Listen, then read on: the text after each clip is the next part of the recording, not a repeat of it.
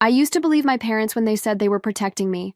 My name is Ella, and for most of my life, I lived inside a house that felt more like a padded room than a home. Every sharp edge was covered. Every dream I had was quietly deflated. They said I was too sensitive, too anxious, too physically frail. My back pain? Just another reason to keep me inside. My quiet nature? Proof I couldn't handle the world. When I asked to go to prom, my mother smiled sadly and said, "We just don't. Want you to embarrass yourself, sweetheart."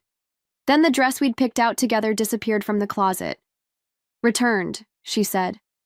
For my own good, and when I got my first college acceptance letter from a university 2 states away, I never even saw it. I found the envelope months later, opened, tucked under the pile of junk mail in the garage. My father had scrawled, "Not safe for Ella," across the top in red pen. They weren't cruel. Not in the way people think of cruelty. They never yelled, never hit. They just decided for me. Quietly, consistently, and always with that same soft tone of condescension. "Some girls are meant to be protected," Mom would say, brushing my hair with a hand that never stopped trembling. "You'd fall apart out there. We're doing this because we love you." But it didn't feel like love. It felt like a cage with wallpaper. I didn't know it then, but they weren't protecting me from the world. They were protecting the world from me. I wasn't trying to snoop. I just wanted to print out a resume. Dad always kept the old desktop in the sunroom, password protected, of course, but that day, for once, it was left open. A spreadsheet blinked on the screen. I didn't understand. Most of it, just rows of numbers, facility maintenance fees, Medicare invoices, loan interest. Then I saw my name. Ella Monroe borrower, joint cosigner, Richard Monroe. There it was. A $72,000 loan, taken out against my name, for facility expansion. And the final note beside it, underlined in bold red, "Client unaware, family controlled, risk minimal." I couldn't breathe. When I confronted them, they didn't even deny it. Dad didn't flinch, just said, "You wouldn't have known what to do with that money, Ella. It's safer this way." "For you," Mom added gently, "you'll never have to worry about anything. We're taking care of your future." They spoke about me like I was a pet they couldn't leave alone in the house too long, as if my body, my mind, my name were theirs to manage. That night, I sat in my room staring at the ceiling. I wasn't crying, I wasn't yelling, but I was breaking, quietly, fully. For the first time, I realized I wasn't being loved. I was being owned, and I didn't want to live like someone's liability anymore. I thought about running. I really did. I stared at the Greyhound schedule on my cracked phone screen for almost an hour. The next bus out of town left at 4:10 a.m. No ID check, just cash. But then I heard my mother's footsteps in the hallway. Soft, predictable. She paused outside my door like she always did and said through the crack, "We're ordering from Granger's tonight." "Your favorite, right? The soup with the soft noodles." That's what got me. Not the manipulation, not the lies, not even the loan. The soup, that tiny, suffocating reminder that no matter what they stole from me, my choices, my money, my future, they'd still wrap it in a warm bowl and call it love. I closed the bus schedule. Powered the phone off. Maybe they were right. Maybe I really wasn't strong enough. I pulled the covers over my head like a child and whispered the lie I'd been taught to swallow. At least they care. But deep down, something else stirred. Small, quiet, but alive. And that something wasn't afraid anymore. Her name was June, retired nurse, lived 2 houses down, wore lavender cardigans, and always smelled like chamomile tea. I used to think of her as the nice lady with the broken porch swing. I never expected her to save my life. It started with a book. I was walking home from a volunteer shift at the nursing home. My parents' idea, of course, to build structure. June saw me dragging my feet and called out, "Wait, sweetheart, you dropped something." It was a paperback copy of The Giver. I hadn't, but I let her believe it. The next day, she brought out a stack of GED prep books and a mug of peppermint cocoa. "I know that look," she said. "That quiet scream behind your eyes. I had it. Once, too." We started meeting once a week. Just reading at first, then writing, then math. She never pried, never asked about my parents. But she always left the porch light on, just in case I came early. June taught me things no one else ever did. How to calculate student loan interest. How to speak with your shoulders even when your voice shakes. How to write my full name without apologizing for it. And when I passed my GED exam, she didn't cry. She just handed me an envelope. Inside was $7,600 in cash and a note for the bus ride and whatever comes after. That was the first time I realized I wasn't broken. I was just unfinished. I left before sunrise. No dramatic confrontation, no shouting match, no handwritten letter folded on the kitchen table, just a duffel bag, June's envelope tucked deep in the lining, and a one-way bus ticket to Chicago. I still remember the sound. My shoes made on the gravel as I walked down the driveway. Not a single light on in the house, not even the porch. Not this time. I didn't cry. I thought I would. But when the town faded behind me, all I felt was stillness. Like I'd finally stopped treading water. I used a fake last name when I applied for the receptionist job at a low-income elder care facility. Ella Stone. It sounded solid, heavy, like something that couldn't be pushed around. My first paycheck was $217. It barely covered rent in the basement apartment I found, but it was mine. Every hour I worked, every bedpan I changed, every nurse I shadowed. It built something in me. Strength, maybe. Or maybe just defiance. I spent nights studying while the radiators hissed and the city outside screamed itself to sleep. Quietly learning. Quietly growing. No one knew me here. No one told me what I could or couldn't do, and for the first time in my life, that wasn't terrifying. It was freedom. The first year nearly broke me. The hours were brutal. I worked the night shift at St. Clair's. Care home, 12 beds, 2 nurses, 1 ancient coffee maker that rattled like a dying engine. I mopped floors, cleaned wounds, memorized medication schedules like scripture. And every night before bed, I studied state elder care regulations under the flickering kitchen light. No one knew my name. I liked it that way. The nurses started trusting me. One of them, Karina, let me borrow her textbooks. She said I had quiet grit. That stuck with me. Quiet grit. I earned certifications one by one. Patient support, then case coordination, then residential operations. I started getting interview calls from better facilities, but I said no, because I was watching something. My parents' nursing home, the one they said I'd never be strong enough to help run, was failing. I saw the signs in industry newsletters, operating losses, unpaid vendor contracts, staff resignations, and then came the tip. A former staff member from their facility, Miguel, recognized me at a conference, pulled me aside. "You're Ella, aren't you? From Monroe Care?" I froze. He lowered his voice. "They used your social security number. For the SBA loans during COVID. You didn't know?" "No, I didn't." He handed me a manila envelope. Inside, printouts, loan filings, account transfers, my name listed as guarantor. They were still using me. Even after I disappeared, I wanted to scream. But I didn't.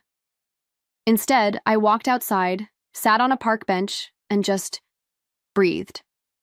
They hadn't changed, but I had. That night, I opened a new browser window, created a new folder on my desktop, named it in all caps, Return Strategy, because I wasn't going to expose them with anger.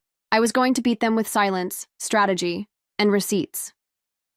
I didn't want revenge, not the kind with shouting or courtroom scenes or viral exposés. I wanted something quieter, sharper, slower. I wanted control. So I got to work. I changed my name legally. Ella Monroe no longer existed. On paper, I became Ella Stone, founder of Stone and Vine Living, a small but rising care management consultancy. I partnered with 2 other women-led firms to form an acquisition trust. We began scouting struggling nursing homes, ones bleeding money but still valuable. In real estate terms, ones like my parents. Their facility had a new name now, Silver Pines Manor. It looked fancier, shinier. But the numbers didn't lie. Their debts were stacked like dominoes. The state had flagged 3 billing irregularities. A class action lawsuit loomed. And the bank? Getting nervous. Perfect timing. I dressed deliberately the morning we finalized the deal. Gray suit. No jewelry. Hair tied back so tight it looked severe. The kind of look that said, I don't need to raise my voice to make you listen. In my bag, a printed binder with every document they'd forged, every lie they'd built into the system. I didn't need to use them, yet, but they were coming with me. That night I practiced what I'd say. Not in front of a mirror, in front of a blank wall. Because that's what they used to see when they looked at me. A wall. A waste. A delicate thing meant to sit and smile. Not anymore. Now I was walking into the room, and this time, I was holding the keys. Part 8. Ordeal. 500 words. The boardroom smelled like old coffee and desperation. 12 chairs. One long table, a projection screen buzzing faintly in the corner. The bank had arranged the meeting, final negotiations before Silver Pines Manor either restructured or collapsed.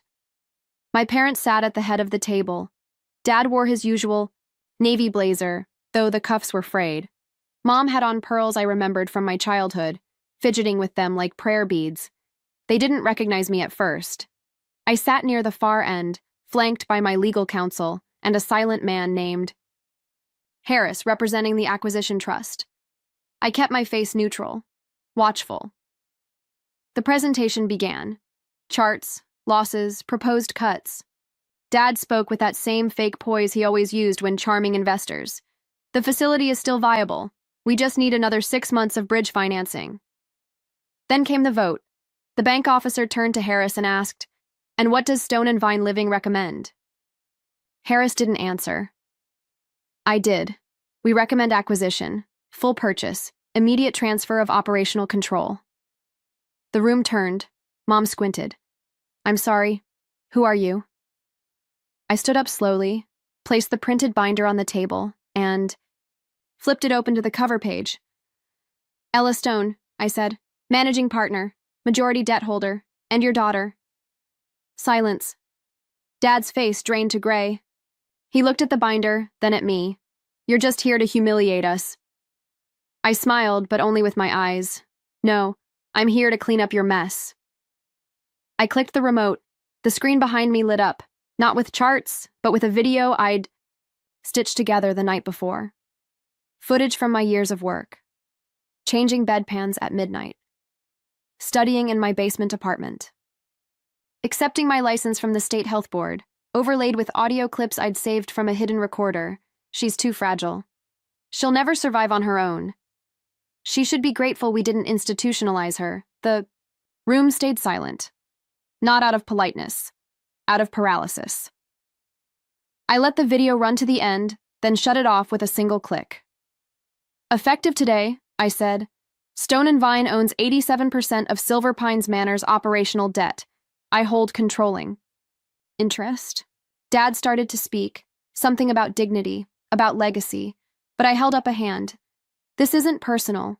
It's business, and you taught me how to treat people like numbers. No one applauded. No one had to. I had walked into the room they built to keep me small, and I tore it down with poise. I didn't fire them. That would have been too easy, too fast. Instead, I reassigned them.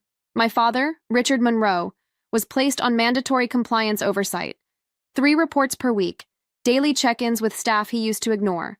His new desk was a folding table in the staff lounge, next to the vending machine that never worked. My mother, Marla, was given a rotational role: meal service on Tuesdays, linen inventory on Thursdays, light custodial support on Sundays. She used to glide through the halls like a queen. Now she buzzed at my office door for cleaning supply approvals. I never raised my voice, never gloated, just signed the orders. Professionally. Neatly. They tried to talk to me, at first. Asked if this was punishment. Dad said, we were doing what we thought was best. You were so delicate. I looked him in the eyes and replied, then this should be a relief. Everything's being handled for you. No one recorded that moment. But I remember the look in his eyes. Not anger, not regret. Recognition. He finally saw me. Not the broken girl he once managed, but the woman who now held the schedule, the signature, authority, the building keys. They used to say I wasn't strong enough to lead. Now they buzzed for permission to mop the floor. Owning the nursing home wasn't the end. It was just the foundation. Could have stopped there. Let my parents live out their days under fluorescent lights and daily reminders of the daughter they dismissed. But I kept seeing the other Ellas, quiet girls pushing wheelchairs, underpaid aides skipping meals, immigrant, nurses writing reports no one reads. I couldn't forget them, so I used the leverage I had. I contacted the state health board. Sent in the documents Miguel had shared, the ones my parents thought they'd buried in old filing cabinets.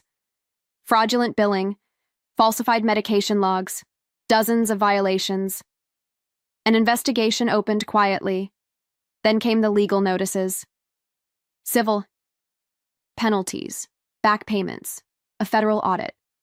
My name wasn't listed anywhere on the public filings, but I watched from a distance as the empire they built on silence and manipulation began to crumble, and I did something else.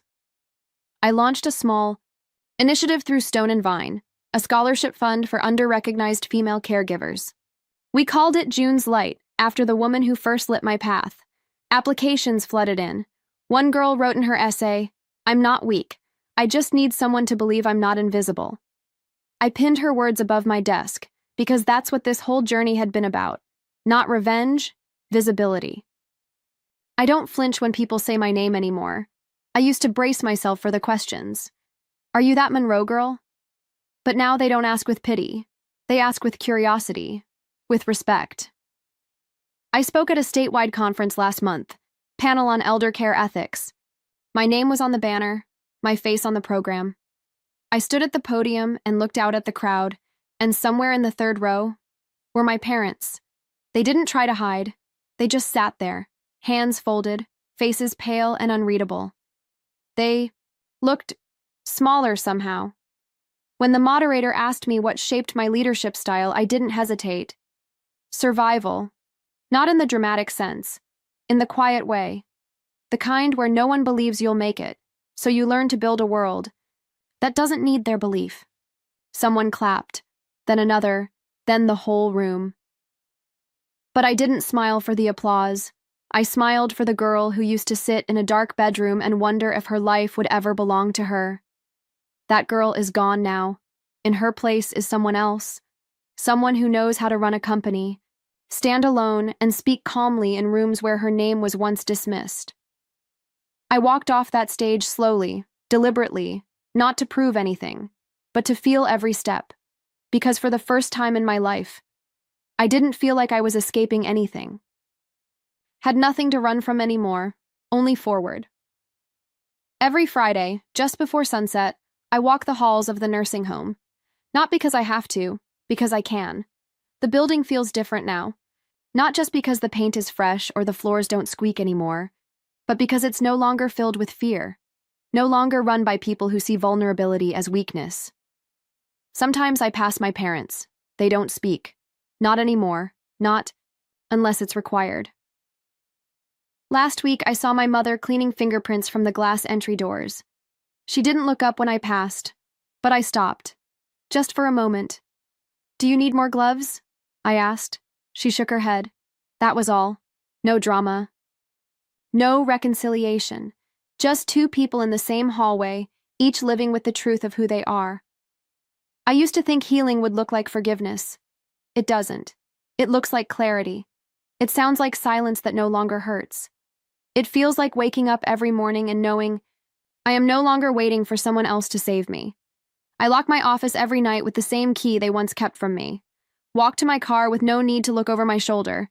And as I pull away from the building they thought would be their legacy, I don't feel hatred, I feel freedom. They said I was too weak to survive alone, but I didn't just survive. I came back and bought the house they built, and rewrote every single rule inside it.